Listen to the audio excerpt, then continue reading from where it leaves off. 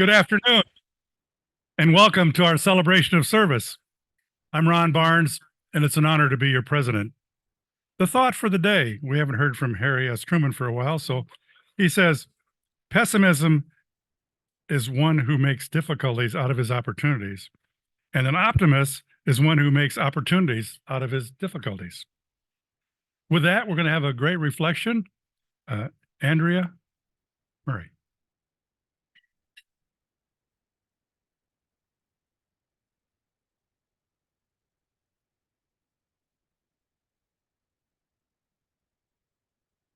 Hi, I'm Andrea Murray. I used to be managing editor of the Herald Times newspaper here in Bloomington, and I retired. I like to tell people I rode that ladder down till it almost hit the ground and jumped off just before it hit.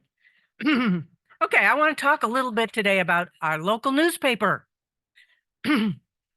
My passion is local news, and local newspapering was my great joy. I would walk into work every morning so happy that I had that job and I could do those things.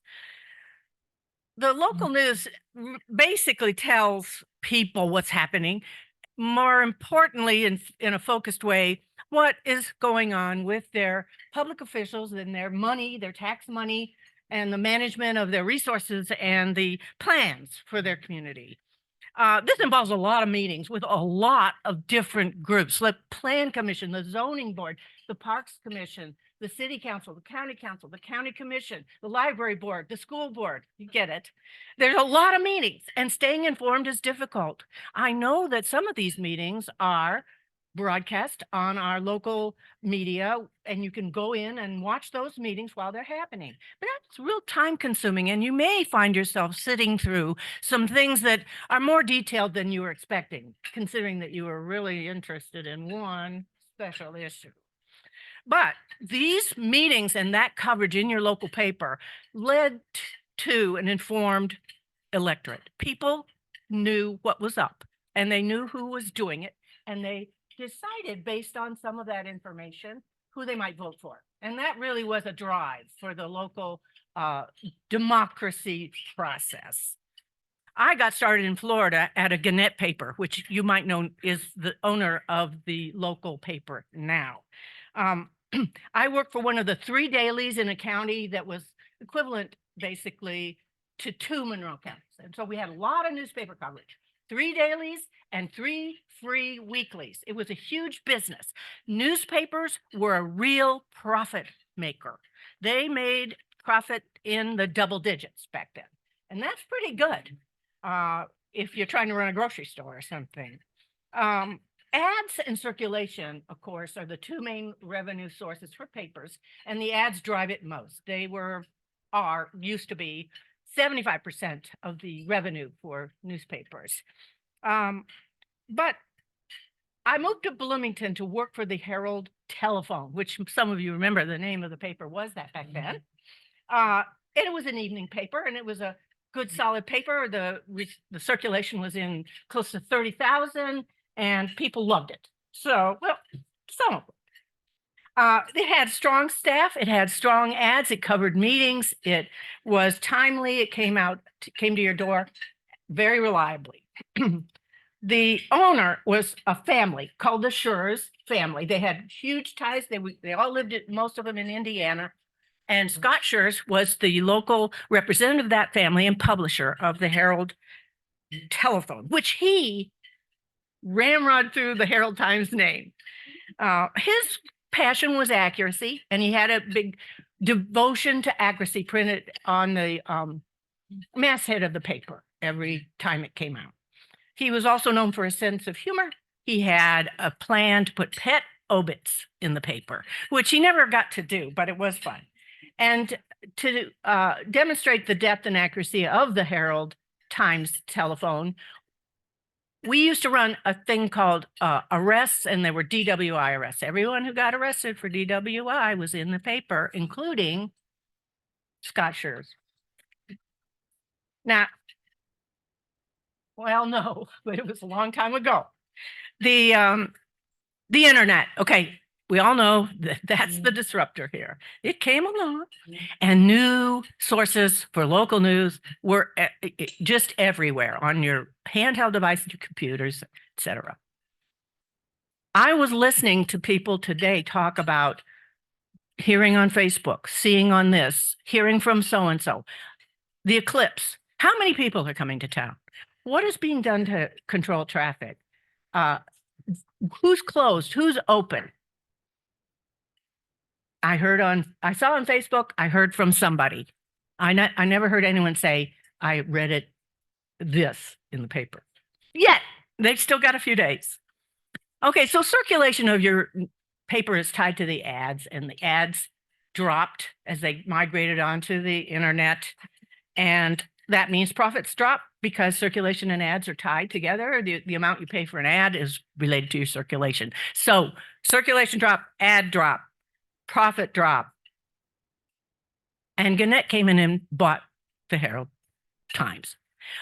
Gannett, by the way, is owned by a larger corporation, a hedge fund style deal that is now controlling Gannett, which is making decisions for our local paper.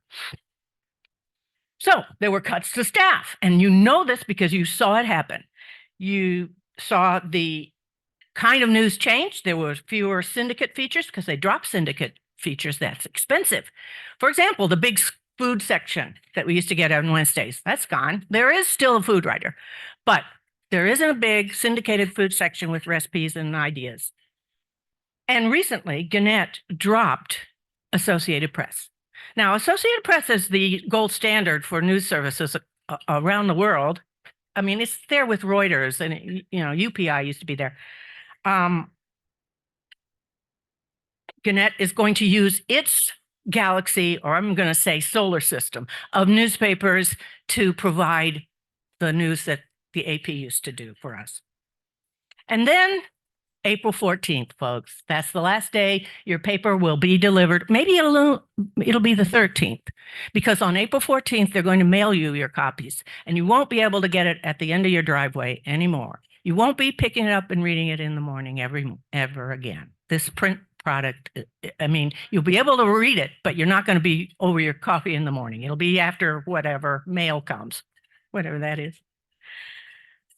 So, where do you get your local news? Where do you get it? I heard from somebody. I saw it on Facebook. It was on Twitter. I saw a link. Where do you get your local news? And when you get it, is it reliable? Is it accurate? Is it accurate? I heard from somebody. I saw it on Facebook. I followed a link. Is it sufficient? Do you know what your elected officials are talking about in their meetings? Do you know what decisions they might be making about taxes, management, the resources that you have, traffic control, the eclipse? Is it timely? When you read about a meeting coverage or a meeting happening, will it be in time for you to go to that meeting? Okay, here's my pitch. I'm almost done. I would like you to take a survey. It's called, it's a survey on local news, and it is run by the Community Foundation of Bloomington and Monroe County. Have any of you taken this survey? Great. So I just ask you, if you haven't done it yet, to go in and take this. I don't know what's going to happen to local news. I know the local newspaper is spiraling, but there is going to be something. There has to be something. I believe in my heart there will be something. And maybe this will help us track that path. Thank you.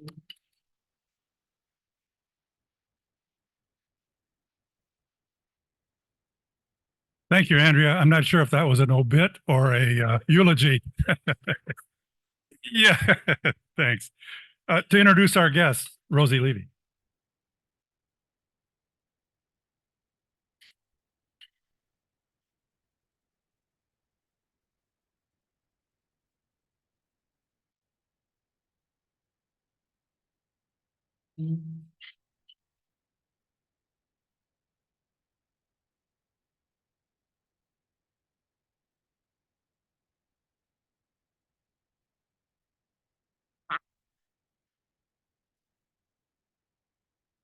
Hi, good afternoon, everyone. It's my pleasure to introduce the guests to Rotary today, and we have quite a few.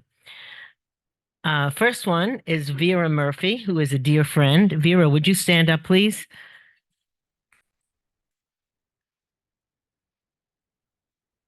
She's a guest of Bill Murphy. Next guest is Vladin Jovanovic, and he is a guest of Winston Schindel.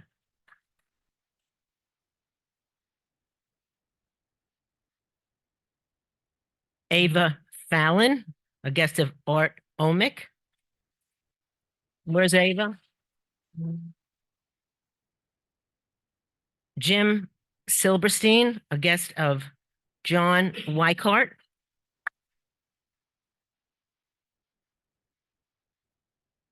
Barb Backler, a guest of Mary Getzey. And one thing, Barb is having a big birthday on Saturday, so let's all wish her a happy birthday.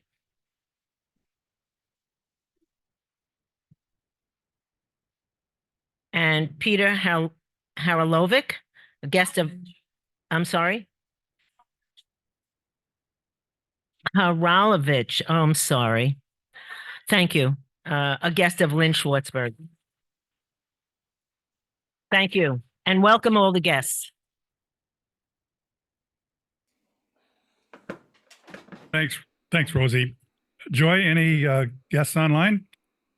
Well, I too welcome and say hello to all our guests and Rotarians and announce that we do not have any guests online. Okay, thank you. Yep. We have some Rotary birthdays. Jeff Bradley, April 2nd, today. Sandy Keller, yesterday, April 1st. Sarah Laughlin, today. Happy birthday, Sarah.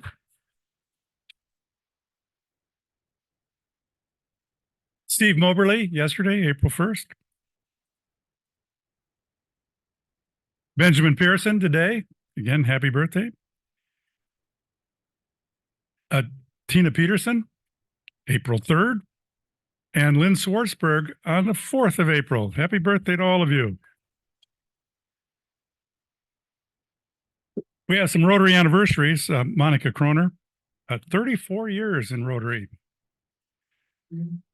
Tina Swanson, 35 years in Rotary. And Charlotte Zitlow, 36 years in Rotary. Charlotte.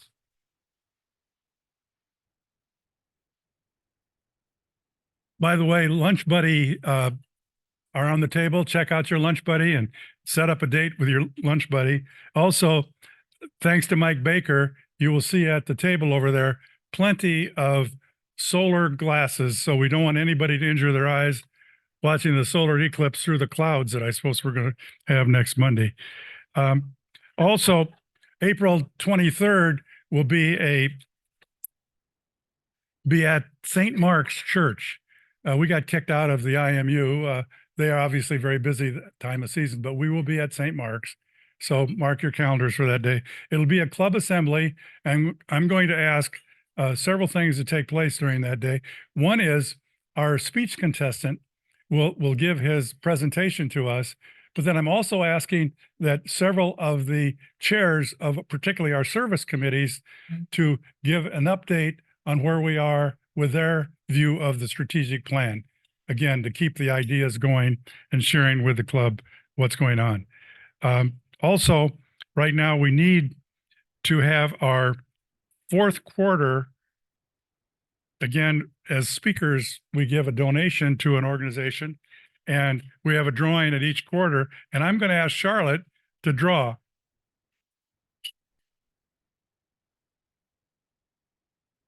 No,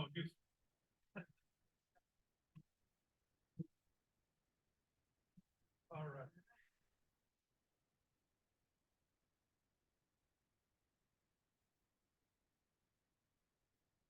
Hoosier Hills Food Bank.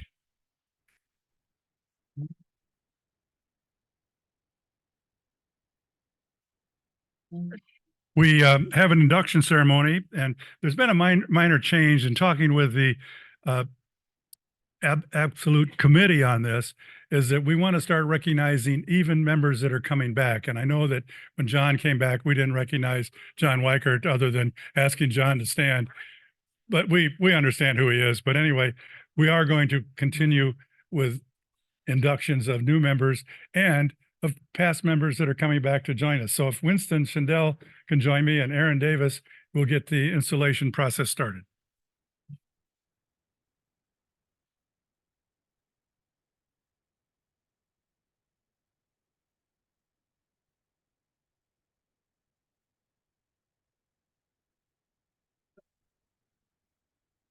I would like to ask the sponsors to come up with the new members, and we'll get the session started.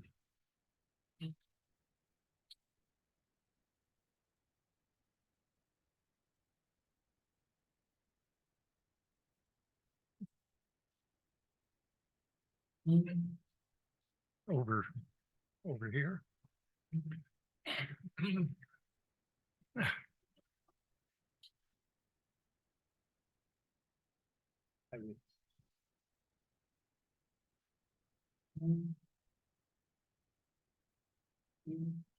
Today, it's my honor to read the bios of our 3 new members, and it's quite impressive. I will start with Jim Bright, who brought in Whitney Cordoba. And Whitney Cordoba is a physician and a doctoral student in epidemiology at IU, where she moved in 2017 as a Fulbright scholar to pursue a master's in public health. Before joining her program, she worked as an evaluation associate at Centerstone and as a researcher at Cisalva Institute, a former collaborating center of the World Health Organization, which focuses on violence prevention. Her work with survivors of war in Colombia led her to be awarded the Quixote Award by the American Society of Hispanic Psychiatrists in 2022. Whitney strongly believes in education and international cooperation as drivers of social change. Hence, her service is oriented toward giving back to the organizations that invested in her. She currently volunteers at the Fulbright program in Colombia, reviewing applications and interviewing applicants to graduate studies in the United States.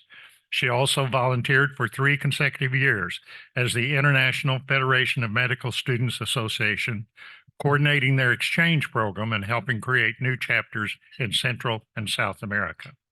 Upon becoming a new resident of Bloomington, she met Jim Bright and his wife, Ann, who exposed her to the club's activities, including the Teacher's Warehouse Supply Drive, where she's volunteered ever since. In her free time, Whitney enjoys learning new recipes, reading, traveling, and dancing salsa. And I would be interested in that.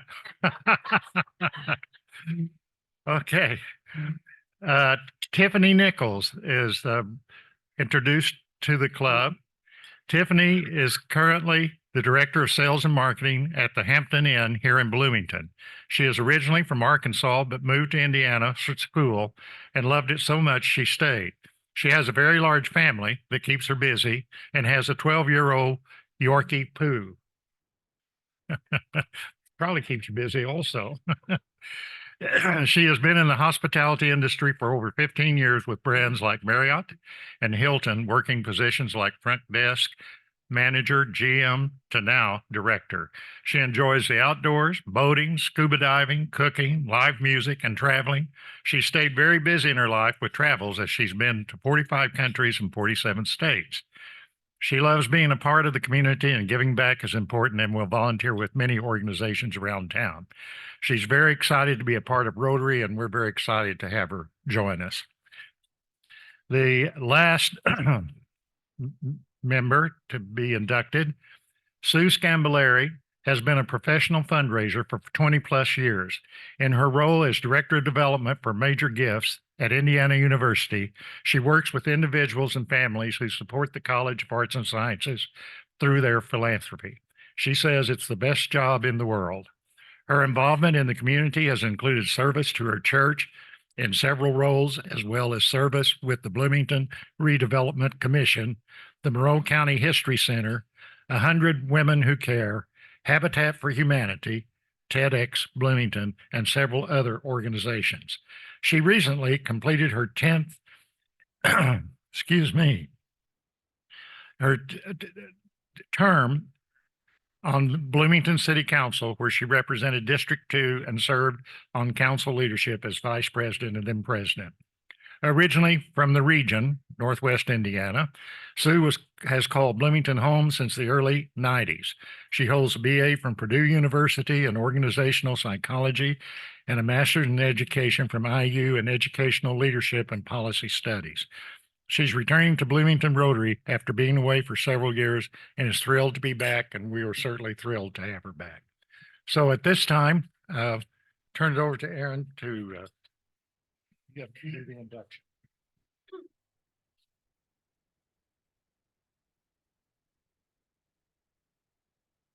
Whitney Cordoba, Tiffany Nichols, hi, and Sue Scambilleri. On behalf of the board and membership of the Bloomington Rotary Club, it is a great pleasure to welcome you as the newest members of our club. We look forward to the fellowship that we share and that we will share, as well as your participation in the club projects that make our club, community, country, and world a better place. Though Rotary is not a political organization, Rotarians are vitally concerned with good citizenship and the election of effective leaders to public office.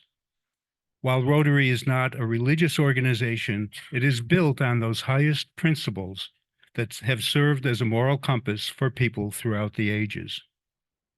Rotary is an organization of business, professional, and community leaders pledged to uphold the highest ethical and moral standards.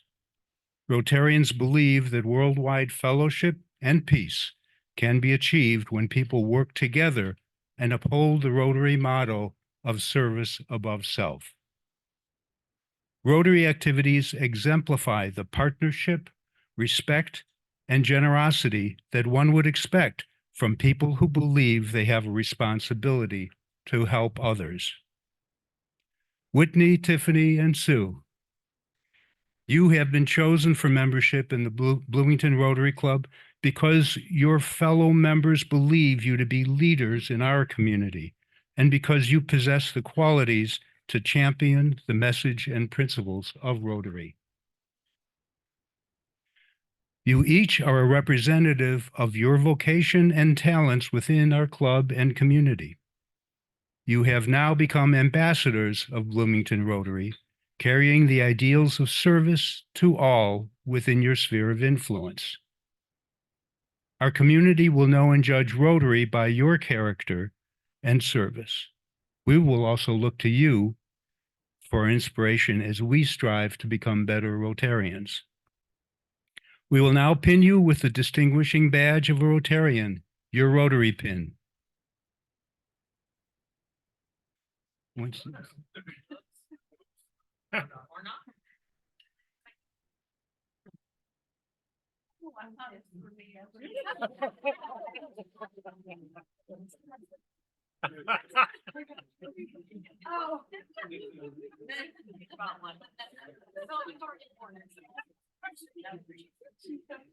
We ask that you wear your Rotary pin with pride, not only to all Rotary functions, but in your many endeavors, as a symbol of your commitment to Rotary ideals and our recognition of your contribution toward a better world. Fellow Rotarians, please rise, if you are able, and welcome our newest Rotarians, Whitney Cordoba, Tiffany Nichols, and Sue Scambilleri.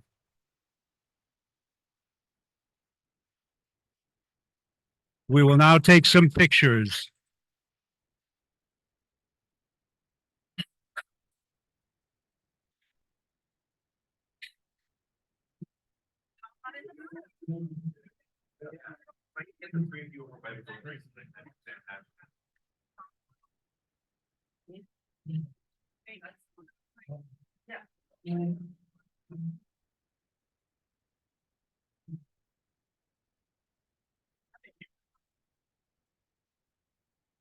Now to introduce our program, Lynn Schwartzberg.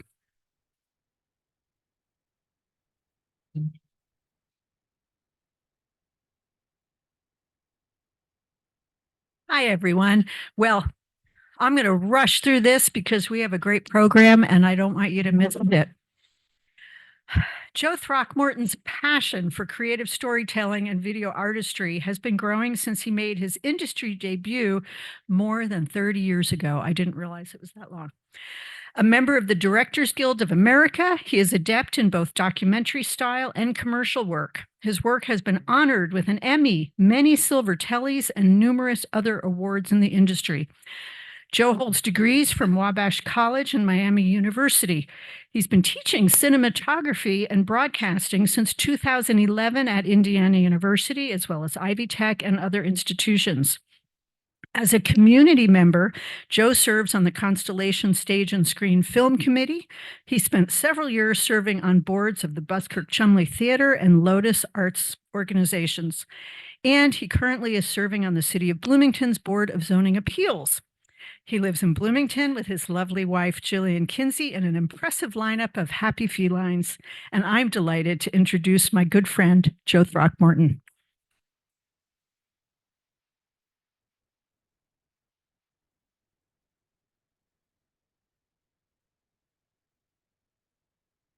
Thank you, Lynn. Before I get started, first of all, I want to thank all of you for allowing me to come in today and talk. I look around the room and I see, I think about 12 people of my most favorite people in the city. So that's why this Rotary Club is my favorite club of all. Don't tell the others. I'll start by saying, before I get right into the program, is I delivered a Gannett newspaper all through my junior and senior high school years, by the way. It was the Danville Commercial News in Danville, Illinois. And to answer Andrea's question of where you get your local news, many of the people in my small town got it from me. And I'm not that trustworthy. So timely. How about that? So I also, before I get started, I spoke here about 15 years ago. I don't know exactly sure, but that kind of speaks to the quality of my presentation. Just so you know, I've already gone ahead and scheduled my next talk for the spring of 2039. So that one, I think that one will be a winner. Okay. And I'll just ask Michael. So if I hit the space bar, that'll advance, right? Yeah. Okay. All right. So, starting in 2018, I completed a World War I project for the American Battle Monuments Commission that's located in Washington, D.C. for 2 American cemeteries. One was in Eastern France and one was in, which one, the forward button? Okay. Just want to be sure. Okay. This is the slide I want to be on. One in Eastern France and one of them in Belgium near Brussels. Then COVID hit, so it slowed us down by a couple of years. We lost 2020, 2021 to production, and we couldn't really get started on this project until about February of 2022. The production started in earnest. At that time, we went into final editing in early 2023, so just about a year ago, and we delivered the project at the end of June of this past year, and it was on all the PBS stations in November of last year. So it took a turn for the better when I brought on a producer, and I had this written before I knew he was coming, but Jim Silberstein here in the front. He served as an invaluable role of keeping me on track to finish this project. We had meetings every week throughout the duration of the project. He also provided his own military knowledge, an incredible amount of knowledge to help the content and the flow of the story so that I felt like we were telling the right story in the right way. And he also not only provided some financial support, but probably the biggest and best thing was the emotional support he provided me throughout, because this project was immense and I absolutely could not have done it without him. So I want to say thank you, Jim, for that. So you all will be treated as happy high schoolers because I have 3 or 4 videos. So it's very easy for you. So you can sleep in the interim if you want. So to start, I wanted to give you a real quick 60-second promotional commercial. This is what we built for the TV stations so that they could then put their name on it and when it was going to air. And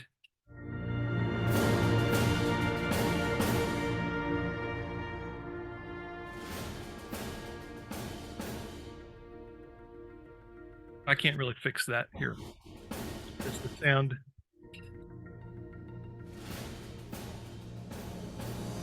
Okay, maybe it's the second one that has the narration. So I'm sure this one had sound. No, I mean the people actually spoke. So do any of them have the sound on it?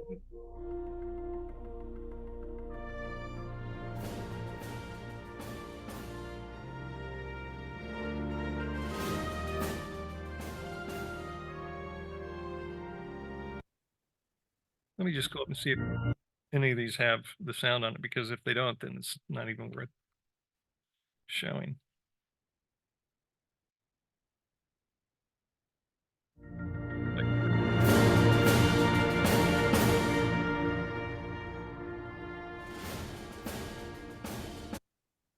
Can we check that, because that's the entire program? Michael, you remember we looked at these? Yeah. I have the drive here if you want, right?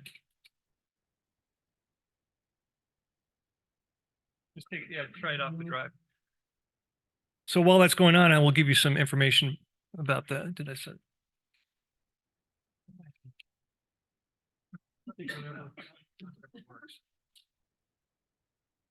One of the most important things in filmmaking is the same as in carpentry, which is measure twice, cut once. So we did double and triple check this. I also have a, yeah. So at any rate, what I'll do is I'll give you some information while we're, the slide's not up, so I'll just wait here for a second. I'll take questions. Yeah, cancel it, because it won't be nearly as good as this. But while I'm waiting, okay, great. So that's the next slide. But I'll explain it. Oh, I'm sorry. How did I find the people? So we started with the Gold Star book. I don't know if anyone's familiar with the Gold Star book, but the Gold Star book is the book of essentially a record of those who served and died in World War I. So we went to the Indiana section, then we started to go through. I had some things that I knew I wanted to do, which was I wanted to get some geographic diversity. So we tried to spread it out. One is I knew since I'm here, I wanted to do one in Bloomington. We found a couple of soldiers here that we started on. We finished with one for the film. I wanted to do one for my hometown up in Fountain County. So that was two that we picked. Then we had some that we knew about, which is the greatest soldier in World War I, as identified by General Pershing, was from Indiana. So we focused on him. And we also found probably the greatest soldier that was forgotten in World War I, a gentleman named Aaron Fisher from Lyle Station near Princeton. We found him. And so that gave us 4. Then we picked someone from northern Indiana who had distinguished service, lived and died. Well, he died in the war. He lived in Goshen, and he died a hero at the just east of Chateau Thierry. So we found him, and that was an interesting story. Then we also highlighted a little bit of James Gresham, who was the first soldier to die in World War I, and he was from Evansville. And then the last one was we found the story of a nurse who was the first American Nursing Corps member to die overseas, and she was from Indiana. So we had a lot of firsts. We also had a gentleman who was the first artillery shell that was fired during battle. He was also from Indiana. So Indiana actually had a lot of firsts. So that kind of helped us identify some of the soldiers. So we had one nurse, American Nursing Corps. She was not American Red Cross. She was an American Nursing Corps. She was serving in the service. She trained at Benjamin Harrison, the whole thing. So we found some really interesting stories there. And one of the videos that if we show that will actually kind of give you some real quick background on each of those. Yeah. How did you get involved in the project initially? What was your... How did I get involved in the project initially? So it's a two-parter. First is I was hired by a company in Boston called Boston Productions, Inc., and they are They do a lot of museum pieces. So I was taken over to France, and I spent a good deal of time in France in 2016 shooting what's called an experiential film, which is no words, but it showed the experience of the combat infantry soldier. And it was installed in their museum over there. So if someone goes to the Musée Argonne Cemetery in France, they'll see the film. And it's a big 70-foot wide screen, three screens that show the experience of what it was like to serve as an American soldier. From there, I had a lot of footage. We did a lot of reenactments of actual battle sequences, and we did that in Pennsylvania. So I had all of this, and I said, this is not really out there. It'd be nice to use it. So we used a lot of that in the production of our film, and that's kind of what got me started. I said, this could really be used as a foundation for telling stories. So what do we want to do? And then I just kind of came up with the idea of it would be nice to focus on those from Indiana. We talked initially to IU about just focusing on IU vets, and we were going to do it as part of the 200th anniversary, but that just didn't work out. So then we ended up kind of joining in with the American Legion. They gave us a bulk of the financial support, and then we decided we'll do the state. So, yeah, Trent.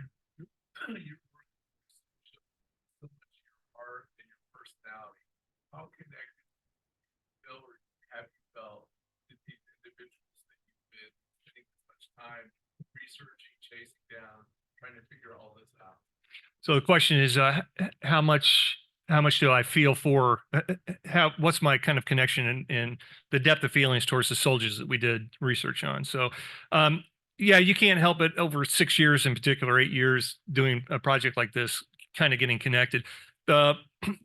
We saw a lot of emotion even 100 years later when we were doing interviews, and Jim was with me on almost all those interviews. These people that were family members, they were quite emotional about their connection, and they knew the stories, and they had pulled some of the material. They knew a lot about who we were talking to them about. And I think that's your first connection, where you start to get emotionally connected. And then when you learn more about these, for example, one of them was he was 19 years old when he died. And you start to think about that when you're doing this, and you think that what helped complement that connection to the soldiers is I was at the actual location they died. I walked along where this 19-year-old died. He died along a railroad track just outside Metz, France. And we were there. We were standing on the actual piece of ground that he was shot. And so you kind of get a real, you kind of understand like what it was that this kid was doing right before he died. And he was in charge of a machine gun group, and he was injured, but he continued to work with them. And then he was drugged back 500 yards from the front lines, and then he died on the beside the track. So you start to get this feeling of, can you imagine what these people went through? And the one from my hometown, he was actually involved in all three of the major offensives of the Americans in the war, which was the one at Chateau Thierry, and then they were down at the Saint-Mihiel, and then they were in the Musée Argonne. And he was actually killed 1 month before the end of the war, but he lied in the forest where he was killed for more than a month after the war was over, before he was found. So he was on the ground for 2 months, and a chaplain found him. You can test it if you want. I don't. Yeah, but I played the second one too, but that's okay if they have it when I'll go back to it. So if you want to put it back up, we'll go. That's great. So at any rate, he actually got very emotional with him, because I talked to his nephew, who was also in the service, his grandnephew. And when you talk, he actually finishes the whole project. He's kind of the last person that speaks in the film, and it's a very emotional tribute to what they gave their lives to the effort. And, a lot of these kids, they were 19, 20 years old. Some of them were professionals that had been in the Army for a long time, but these guys were going to what's called seeing the elephant. They went to see the elephant. They had never left their county. Some of them never left their town, and they all wanted to go see the world, and they did see the world. But some of them gave everything they had. Some of those that we featured, though, did live and continue to serve. So I got very connected with them. I mean, especially Aaron Fisher. I mean, Aaron Fisher is one that we continue to want to see something happen with his story. So, okay, let me see if I can catch up here. And thank you for that. Here's about the first one now. So that was the first one, right? Okay, so these were the soldiers that I just talked about. So I just went through that.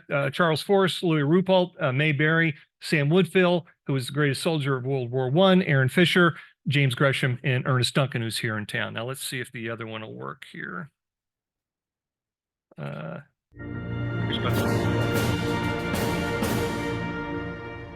they're two different ones. I'll go to the next one. It's okay. What I was going to do was actually let the video tell you what I just kind of answered in the question. So we'll move forward. So let me see where we are. Okay. So some of the best parts of this project was the research that we were able to do. So this next piece here shows for your hometown person here. This is I can't make that top go away, but this is for Sergeant Ernest Finley Duncan, who was here in Bloomington. And very quickly, I'm going to go through this since I've kind of burned up some time. So the original blueprint, this right here. So what we would find is we would find the original blueprints of where some of these soldiers were buried. This was the original battle area cemetery, the BAC, where he was buried directly after being killed. We went to this particular area, so we saw this. It's no longer there. All of them were disinterred and taken to, I think in that case, what's called the Wheat Ain Cemetery, which is the one that's associated with the Battle of Belleau Wood. So there are thousands of these maps. Almost 75% of these were lost in a fire at the National Archives. So we were lucky to have that. What we weren't lucky enough to have is the second piece that goes with this that showed exactly who was in each grave. We were able to find out from a cross-reference he was in grave 5. So if you look at that, you know where he was. You can then go to the piece of ground where he was, and you can find almost exactly where he was buried. And we also found where he was killed. So let's see if there's anything else up out there. Yeah, he was in grave 5. All right. All right. What I also have is there's a news clip, and that was from the, I think that was from the World. Was it the Evening World? Yeah, the Evening World. So that's the Bloomington Evening World, which details his death. And then what we have here, this big map, these are super high resolution from the University of Texas in association with the U.S. government, the National Archives. This map will show you in great detail. You can actually zoom in on it and see exactly where his infantry division was stationed and where he went, and you can find the day that he was killed, where he was. And that kind of helped us in our research while we were doing the story. Where do I point this way? Next. Okay, so, and this is some of the supporting documentation. I'm showing you this because this is the most fascinating part of the one before that one right there. Thank you. Are you doing it? That's great if you are. Could be me, who knows? All right, so a couple things is it shows.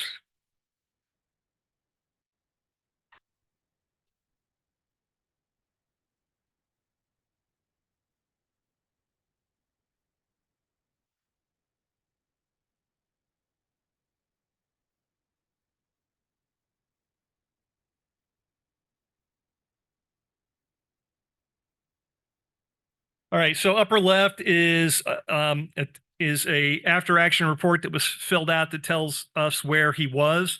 It's incorrect. If you look at it, it says that he died on I think it was July 1st, but he did not die July 1st. He died July 10th.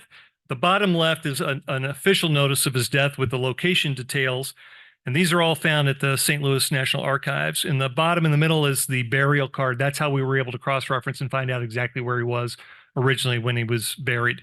And that was the grave number 5 at the battle area. Then he was moved to the Ain Marne American Cemetery. The other documents show what nearly every family, this is something else we learned, they went through this issue when they lost their son. And I say son because most of those that died in battle were male. But when they lost their son, they had to make the decision about whether they would leave them in France or whether they would bring them home. And that's the Gold Star Mother program. So if they left them there, the Gold Star Mothers would then be taken over and they could see the burial site for their child. This family here in Bloomington said to leave him there, bring him home, leave him there. But the last leave him there note came after they'd already moved him into the process of coming home. So Ernest Duncan is now home. He's at the Rose Hill Cemetery. But it shows the difficulty. And we've had another family where there was a lot of back and forth where the father was saying one thing, the mother was saying something else. It was very difficult for them. So that to me was also another emotional aspect. And we had a whole story in our original film of the Gold Star Mothers, but we had to take it out due to time, but it's on our website. So you can see the final piece, and that's well worth going to see because that story is pretty critical. I'm going to try this, or you hit it. I don't want to. And then hit it again for the video. See if that plays. And this is the story of Ernest Duncan. During the days of May 1918, a powerful German offensive had broken through the Chemin des Dames front. German troops were advancing rapidly toward the Marne River. The Allied situation was critical, and reserves from all parts of the Western Front were rushed to this region. Among the troops hurriedly moved here was the American 2nd Division. And in what would become a defining moment, the 3rd Division would earn the nickname Rock of the Marne for their actions in the Battle of Belleau Wood. So the spring offensive of 18 is to bring the French or the British to the peace table before the Americans can make a difference. The idea is to split the French and the British. They drive the British to the Channel, they drive the French to Paris. One of the two of them are going to come to the table. And if you're lucky, both. Then the war's over. Toward the end of May 1918, the German army commenced an offensive.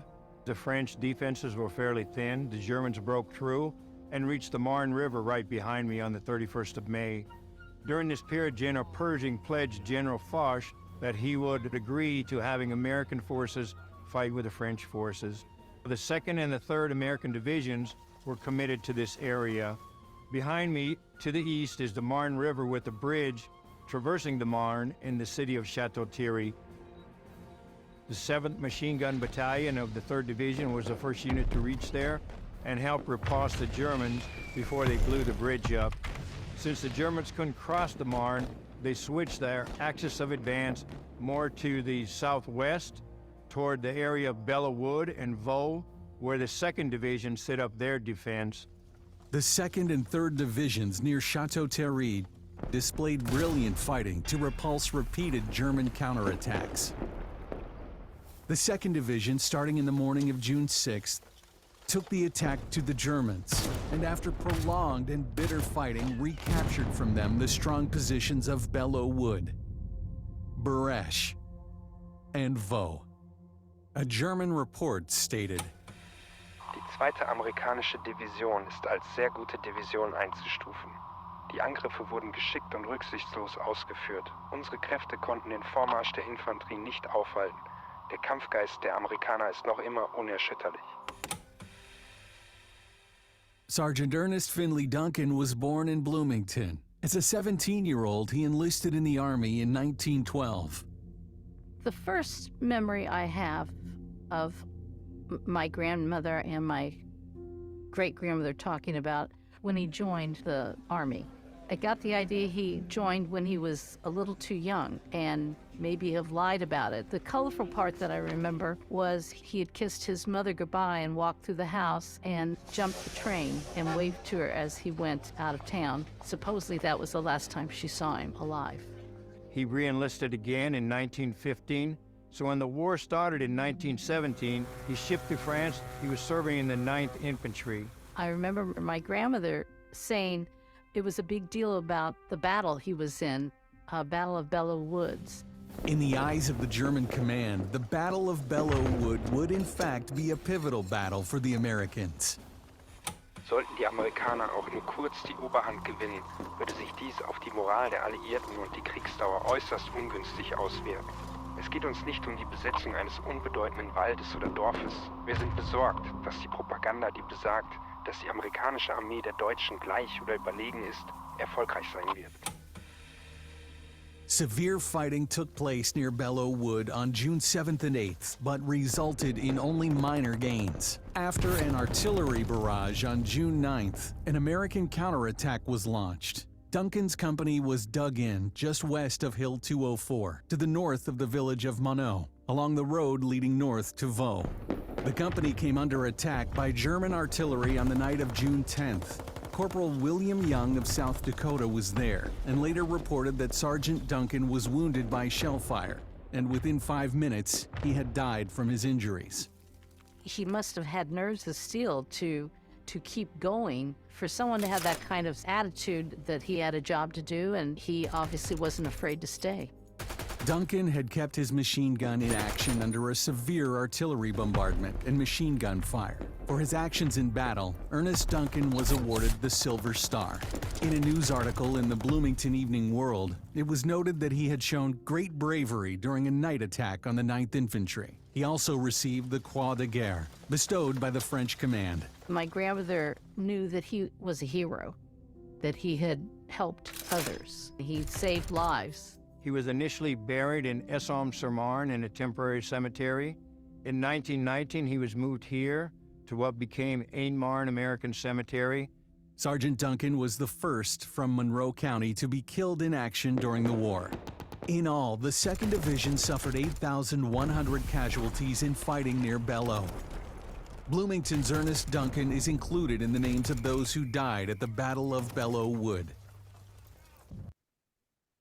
And go ahead and take it up to the next one because we'll jump forward so they can see it. But while you're doing that, so all of the reenactment footage you saw was stuff that I had done in 2016, where I had soldiers from the 3rd Infantry out of Washington, D.C., the old guard. So they were actual soldiers that came and worked with us as we did that.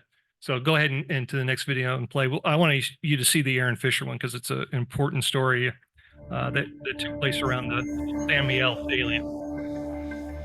The German line has the salient, this bump out into the Allied line. So the idea is to straighten the line there. And this is the second big American real major operation. And this is an important battle for America. First American Expeditionary Forces and their divisions were placed along the salient with the plan to reduce the salient and capture the German service members, capture German equipment, and reduce the salient here before the end of the war. The Sentier-des-Vosges is a small town, a village in the Vosges Mountains. The 92nd Division actually for a period of time was in the trenches near Sentier-des-Vosges from August to September 1918. And in that short period of time, the 92nd suffered around 350 casualties with several combat actions there.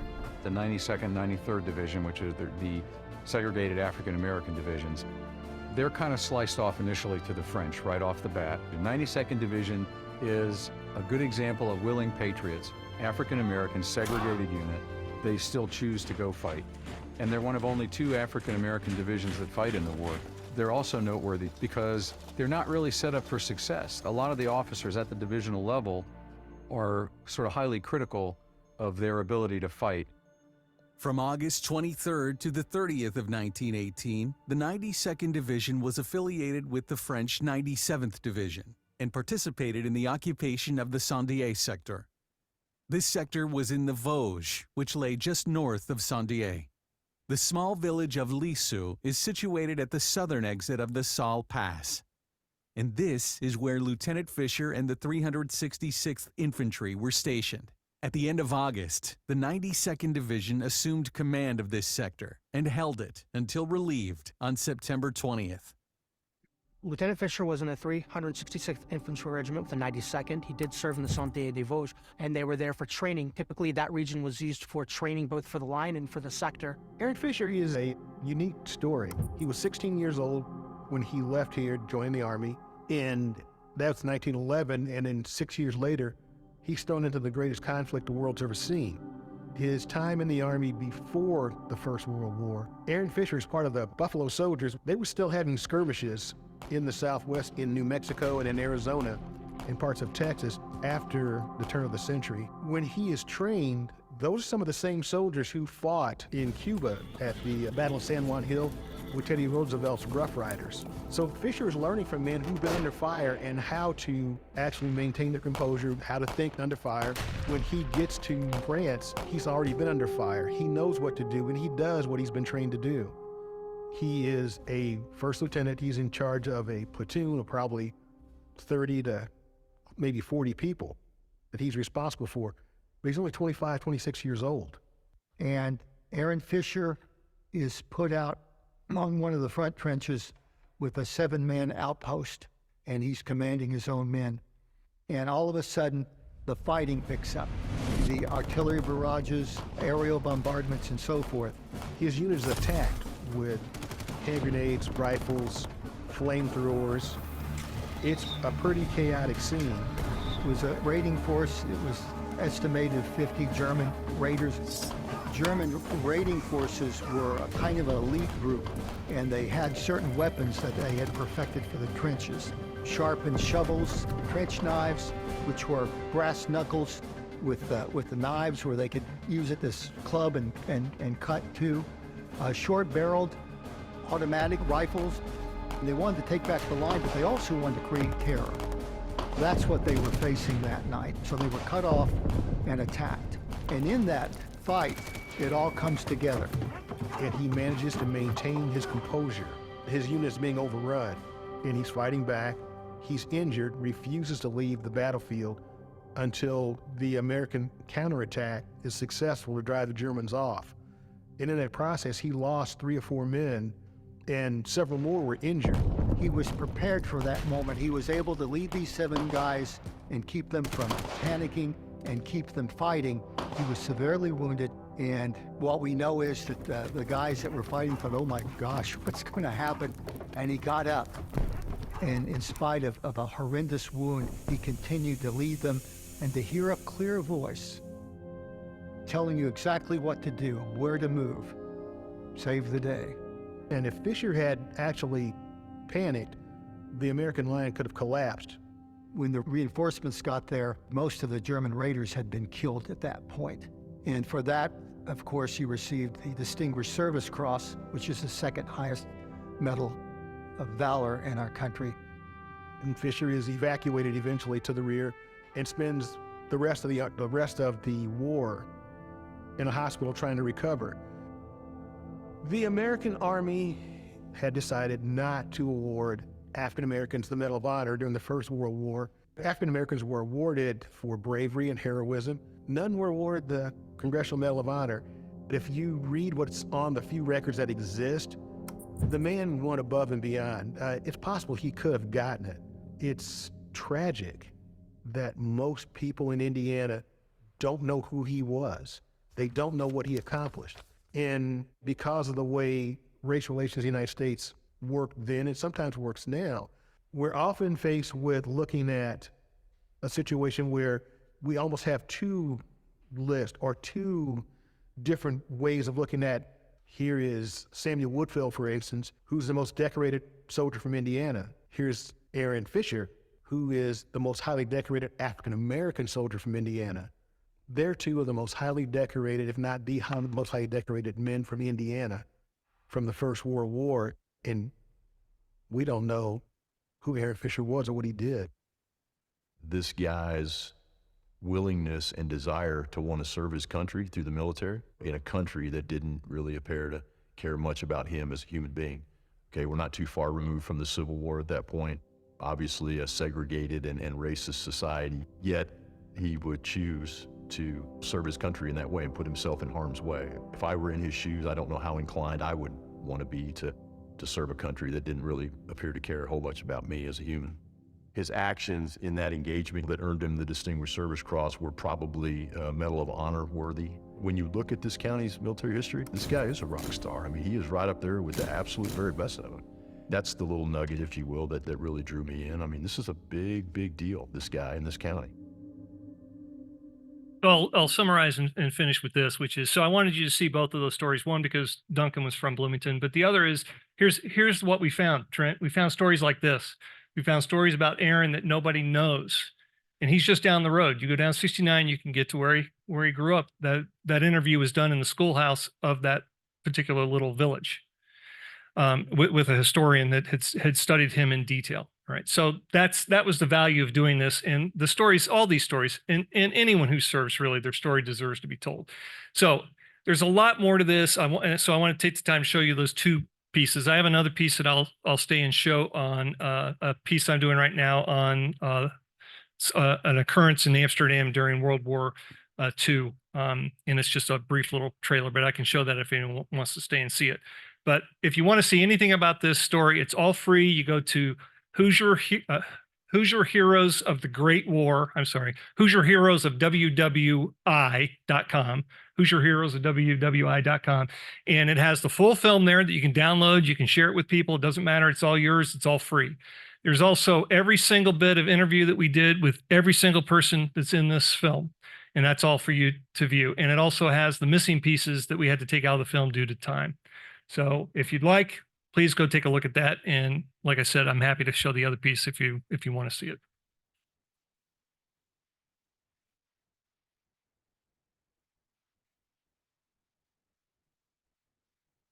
Thank you, Joe. Obviously, we apologize for the technology kerfluffle we had to deal with, but and that's why we went just a little late today. I'm sure you'll stick around if people have questions and they can come over and talk to Joe. We will make a donation to Hoosier Hills Food Bank in honor of your presentation today. And just a quick acknowledgement, Winston Schindel was our greeter, Rosie Levy for our introductions, Zoom host Joy Harder, Reflection, Andrea Murray, reporter Amy Kendall, Michael Shermas. You didn't get a chance to work today other than work on the technology. And Tyler, thank you for the work you always do. You're under a lot of pressure today. Our next meeting will be back in the Frangipani room, and we'll hear from Bruce Small speaking on the challenges of external incidents implicating the campus community and the strategy of two campuses. Obviously, we'll hear about PUI. So it should be a great program. Tyler, will you bring up the four-way test and we will stand, say the four-way test together? The four-way test of the things we think, say, approve. First, is it the truth? Second, is it all concern? Third, will it build goodwill and better friendships? And fourth, will it be beneficial to all concerned? And fifth, is it fun?